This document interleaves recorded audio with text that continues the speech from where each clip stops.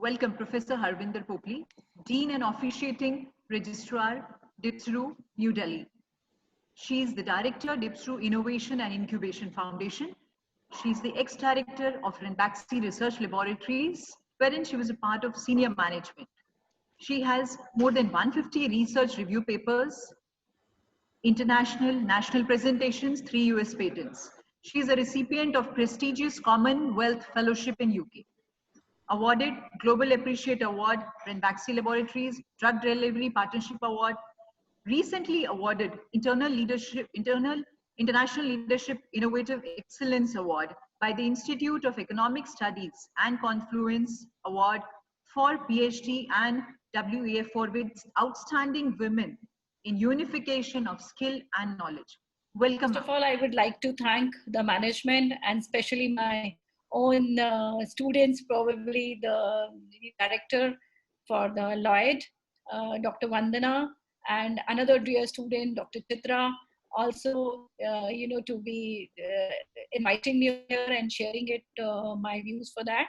And I think my job is very easy because the background is well set by Dr. Kohli and as the Dr. Pathak, who has shared about that the virtues of virtual educations and what they're doing. But I'll still a little bit focus on that. Let's go to the next slide. So I'll not spend much time on the education management during lockdown because it's been said and all of you know that the university and schools are shut and everybody is in a don't know yet when it is going to open and what's going to happen in this particular kind of a sector.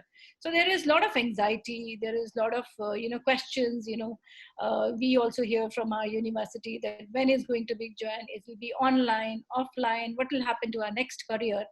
And to stay stable in this time, challenging time, as Chitra asked me that share some skills that how they can remain competitive, and because the job market, there are many people who are losing jobs as well. And the job market is, when the economy is down, certainly the packages are down, so there are a lot of confusions amongst the students. So 3 basic steps which I think is essential are 3 L's. One is learning skills, literacy skills, and the life skills. So when you talk about the learning skills, it's the 4 important points: critical thinking, your creativity, the collaborations, and your communication skills. So if you work on those 4 learning skills, definitely, it will prepare you for the future. But in the same, when you are doing a learning skills, there's a literacy skills. It's required that you should have a knowledge, the information, media is also very important, and technology. Like today, the pandemic has taught us that how important the technology is. And many times, we are very fussy that, we want to do only online, offline, not online. But the life skills, even for us teachers, if once you have a flexibility, which is important, can able to survive and, not have all the anxiety about it. So the leaderships, your initiatives, like your productivity is very important because, I remember that, when we were in April, we were struggling that, which the platform we should use, how should we teach, how many students will connect. But, now it is more or less becoming very smooth. And also the social networking for all the students, I think stay in touch with your seniors, with your professionals, with your kind of a bosses is very, very important in the time, because you can't go physically over there. So socially need to be conducted. So these, I think, are the mantras for a 21st century, we can say, is for the students to remain very, very competitive. Now I'll address to your second questions, that what about the virtual learning? I'll not go much in details, something has already been said by Dr. Pathak.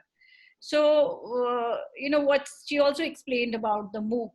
And also, one thing I just wanted to emphasize, that what has been coming up, and we have done, a small survey also on the online educations, during this time, because we also had a lot of anxiety that, how it's going to go through it. So along with my colleagues from the university and also from the PhD chamber, we started that survey into the virtual learning. And the learning experience in virtual learning is enabled through ICT and internet and all different online platforms. So these basically gives you the flexibility. So I'll move to the next slide. So there is a transition from the present uh, chalk and talk model to a virtual education. So when we talk about e-learning, so the blended model is that you have to take care of your ethicals, the institutional, the pedagogical angle, the technological angle, the interface design, and also the evaluations, above all the management and the resource support. This all has become a very, very important. And sharing you some of the survey what we had, it's still ongoing, but we could draw some data. The 98% of faculty have used online teaching platforms, and I'll show that it's a limited data for like about 200 to 300 users only. And usually we targeted the technology professional colleges. So we've seen that 98% of the faculty have used online teaching platforms, out of which 92% have used it for teaching and learning, other than for related activities like self-learning, assessment, administrations, and planning. Only 35% of the teachers were comfortable in online teaching. And around 50% felt that online teaching can help achieve only 41 to 60% of the learning objectives. And 77% of the faculty required for both technical and pedagogical training for the online learning platform. So, you're also asking about the future. So the clear-cut question is that if the students are the digital natives and we are the digital immigrants, so because of which there is a digital divide. Very well explained by Dr. Pathak that the tools which we are required. So some of the teachers has been struggling, but you have no choice. So everybody is trying to. It's a very interesting cartoon form that the teachers are also struggling and trying to bridge the gap. Uh, when we talk about the future of online education, this is a KPMG data withdrawn, and this is prior to COVID.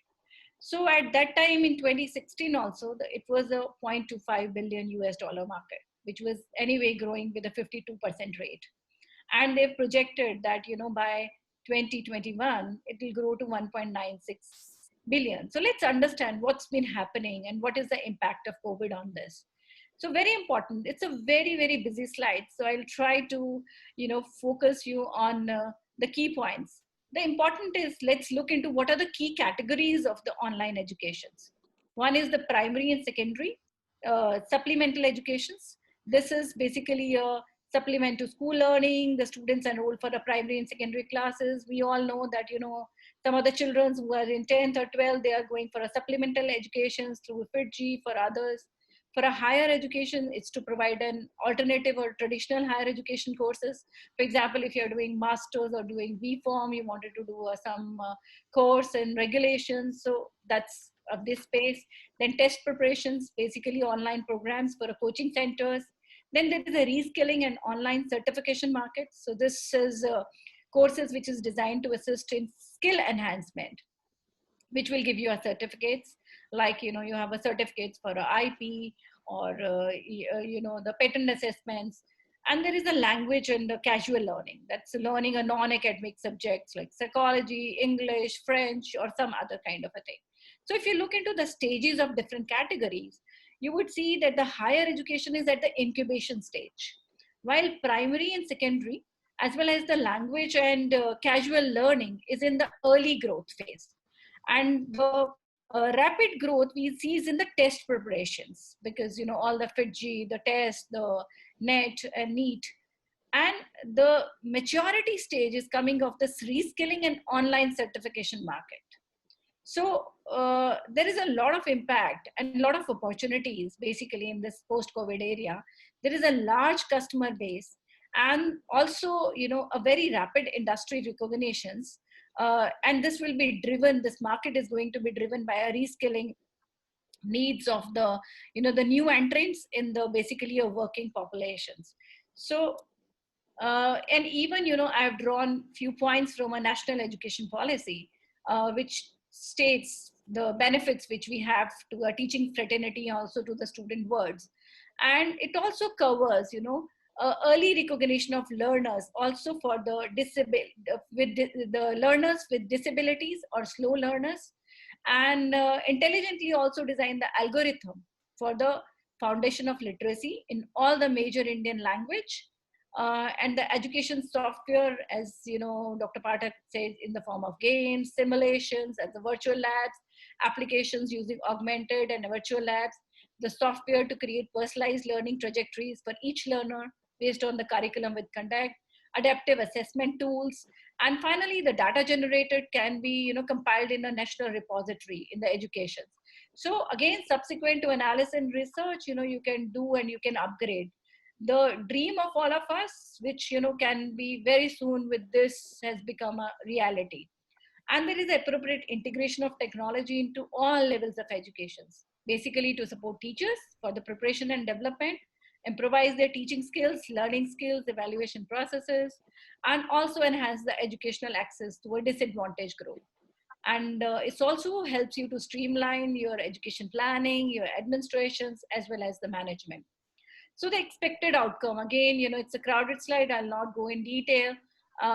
This is the enhanced customer experience. There is a, and customer is the students. And on the online platform, they are self-motivated. It's a value-driven usage. It's a competitive differentiations by the players. And there is a lot of value-added services. You can have a counseling, you have industry interactions, and there can be a online players, which is likely to move towards blended educations. So in all terms, you know, we are talking about blended educations, not just, you know, the virtual or not just the offline, but it's a blended educations, and which also encompass the practical components of a course content. We enhance through the live projects, the feedback from the students. The government initiatives are expected to enable infrastructure support in basically rural areas as well, and also the freemium model, you know, which will provide access to students, because, you know, they can see the materials twice, thrice, and, you know, at their own pace. Because basically sometimes, you know, they don't want to get up in the morning and do it, you know, sometimes they better understand at night, so they can do it at their own pace. So some of the commonly used platforms for online teaching we have seen is the Google Classroom, TED, Edpuzzle, Flipgrid, FreeMind, Google Tour Builder, Udacity, Hot Potatoes, Flickrs, and there is an unending list of these platforms, you know, which had been surfaced, and this is helping us to do the blended classroom. Now I'll come to your last questions, or middle questions, where you said that what is the growth.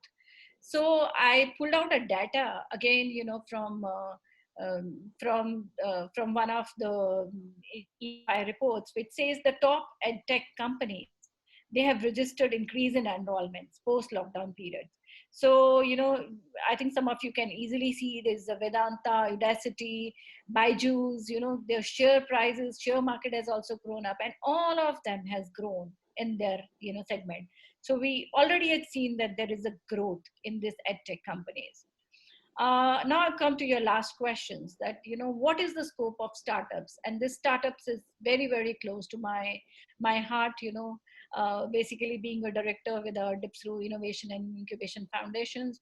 We did a lot of being in a healthcare space.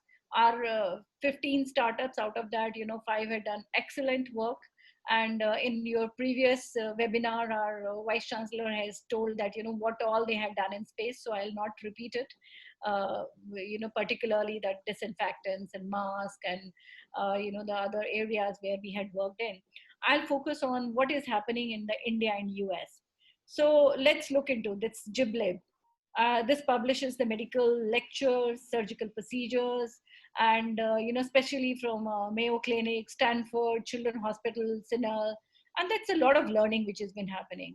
There is already existing Medlantis, which mines thousands of hours of medical lectures and case studies, basically to help the doctors.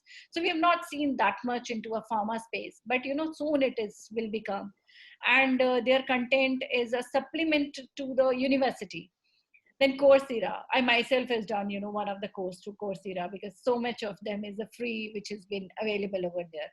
So from a Harvard, from Coursera, which offers, a lot of the university where you dream to be, like Yale's and others, to get the certifications from them.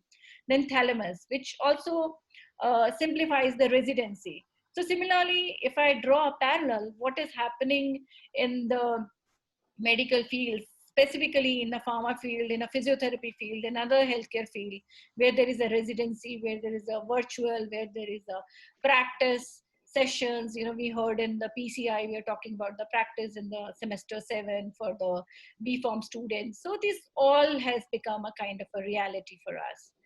And to name some of the other health sciences startups in India and US, OPD Lift, that's an online OPD management software for clinics and hospitals. And a lot of, the learning is from the hospital management and also the pharma management professionals. There is a VeloWise. It's a AI-driven platform to predict and prevent the personalized management for the chronic disease, again with the support of a pharmacologist and clinical and PharmD professionals. There is a health space which helps the patients in managing the health records securely and then access, whenever you require and when you needed them the most. There's a Swasth India. This chain develops the messenger for doctors that allows the easily connect with the patients. We have seen that about the telemedicines and the consultancies when people are feared and you still have to go to the doctor, how you can do it through this apps. There's the Osmosis. That's also a medical education platform that helps soon to be physicians, nurses, assistants, and other health professionals to learn and retain all the health sciences info to do their jobs effectively. And this also offers to a library, and there are more than 1,300 videos, and there is a 15,000 flashcards and 8,000 cases. It's a massive database. And besides that, there are a lot of startups which stand up to the pandemic challenge. To name few, I'll again not go in a detail, because we all know we are talking about diagnostic kits. So once this diagnostic kits are available, how do we supply them? So there is already company thinking about it. Now you have to think ahead. The Trivitron Healthcare, which is a Switzerland-based Roche Diagnostics, are allowed to provide the test kits to diagnostic centers, right? Then there is a Bangalore-based home healthcare provider, Portia Medical. So they have launched a chatbot which is named the Cobot 19, which is accessible via WhatsApp and envisaged to be a one-stop source for dissemination of all knowledge. Then again, a Bangalore-based health tech, we all know about the Practo, that is also launched a health plan. There is a Dozy, that's a device which is built by Dozy and can be used for basically a medical grade remote monitoring of the vital parameters, include heart rate, respiratory rates, and also, it's backed by the Bill and Melinda Gates Foundations. There is a Query AI. This is partners with the Italian San Rafael University Hospital to deploy new solutions automatically and, interpret the results of chest x-rays, basically in seconds. And you have seen, now in our local opticians also, when you can't go to that, sitting at home, your eyes can be tested. So that has become a reality, and we have seen that happening in right now in Delhi itself. So these are a few of the companies which has been working. Besides that, there is a lot of other companies like Bion Ventures. It's also a platform by Indian Biotech. There is Hero, which is developed by Cordiomed, Israeli startups. Basically, by the patient's voice recording, they can measure the fluid accumulations and detect the lung deteriorations. There's also interesting Digemy. It's an edutech platform that allows users to better know and understand the dangers of coronavirus. There's the AppyGuard. This is a Norwegian startup, and they have started a safe transport like Appy Shuttle. We had a Uber, so this is the Appy Shuttle. This is a medical transport capsules. So when the patient is isolated, you can put it in a protective capsule. So the doctors doesn't have to wear a PPE kits with that. There's a Haystack Analytics. This helps government to keep an eye on COVID-19. So basically data analytics. And this helps the government to, take the crucial steps to curb the virus. So the future of online educations, to sum it up, it's a gamification concept to enhance the user engagement. Players in this space to adopt a hybrid channel approach. There is a online educations will evolve the concept of continuous learning. There is a business model evolutions in line with changing customer, and there is a technological innovations in the supply and demand ecosystems. So to say about market, Indian online education is here, stay here to grow and expected to have a 10 million users by 21. If you talk about industry, as I said, reskilling and online certificate is the largest category today, around 93 million USD, but primary and secondary supplemental educations will grow by 60%, and around US dollar 773 million by 2021. And test preparations will be a fastest growing sector. And we talk about the India's online students. It's the convenience, flexibility, and variety of materials is a key motivating factors. And the peer and internet are the top sources for the brand awareness. And students are preferring laptops over the mobile phones to access, the course. So that's my last slides. That's focusing on the what every university is trying to focus on campus to workplace gap. So that can happen through virtual educations, not just the virtual educations, but the blended educations, and the use of artificial intelligence, especially in the healthcare sector, in the pharma sector, and technology has immense roles to play into that. So I hope, Chitra, I've answered all your questions. Wow, And thank you very much for giving me a opportunity.